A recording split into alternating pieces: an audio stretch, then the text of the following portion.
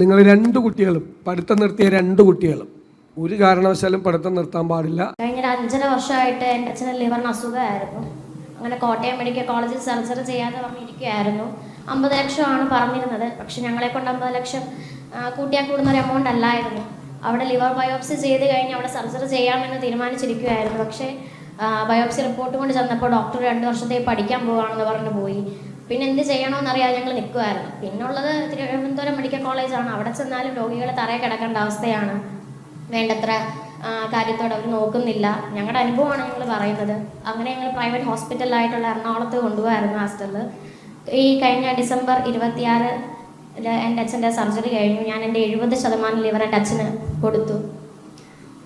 Surgery സക്സസ്ഫുള്ളായിട്ട് നടന്നു. പക്ഷേ പെട്ടെന്നുണ്ടായ കാർഡിയാക് അറസ്റ്റ് കാരണം ഈ ജനുവരി 30 എൻ്റെ അച്ഛൻ മരണപ്പെട്ടു.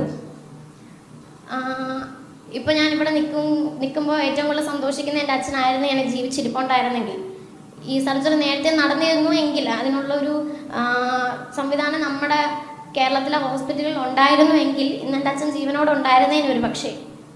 എൻ്റെ അച്ഛൻ്റെ വലിയ ആഗ്രഹമായിരുന്നു എന്നെ നഴ്സാക്കണം എന്ന്. അപ്പം എനിക്കൊരു ചേട്ടനാണുള്ളത്. അച്ഛൻ്റെ അസുഖത്താൽ ഞങ്ങൾക്ക് പഠിക്കാൻ മുമ്പോട്ട് പറ്റിയില്ല. ഞാൻ കഴിഞ്ഞ വർഷം എൻ്റെ പഠിത്തം നിർത്തി. എൻ്റെ ചേട്ടൻ അതിന് മുമ്പേ പഠിത്തം നിർത്തിയാണ്. ഞങ്ങളുടെ വീടിപ്പോൾ ജപ്തി ഭീഷണിയിലാണ്. എൻ്റെ അച്ഛൻ്റെ സഞ്ചയനത്തിൻ്റെ അന്നായിരുന്നു എൻ്റെ വീടിൻ്റെ ജപ്തി ചെയ്യാനുള്ള നടപടികൾ തുടങ്ങിയത്. അങ്ങനെ എന്ത് ചെയ്യണം എന്നറിയാതെ ഇപ്പം നിൽക്കുന്ന ഒരവസ്ഥയാണ്. മുമ്പോട്ട് ഇനിയും പഠിക്കുന്ന കാര്യം എങ്ങനെയാണ് എന്നുള്ളൊരവസ്ഥയിൽ നിൽക്കുകയാണ്.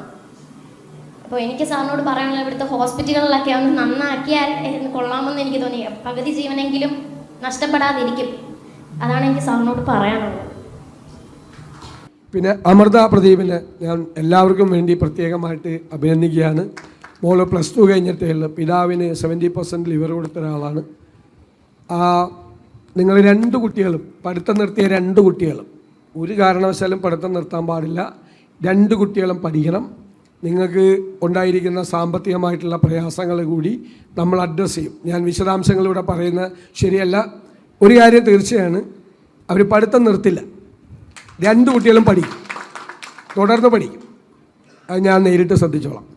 ബാക്കിയുള്ള സഹായങ്ങളെല്ലാം ആ കുട്ടിക്ക് ഇങ്ങനെ ഒരു കാര്യം ചെയ്തിട്ട് ആ കുട്ടി പഠിത്തം നിർത്തി വീട്ടിലിരിക്കാൻ പാടില്ല. അത് നമ്മളത് പരിഹാരം ഉണ്ടാക്കും, ഉറപ്പായിട്ട് പരിഹാരം ഉണ്ടാക്കും.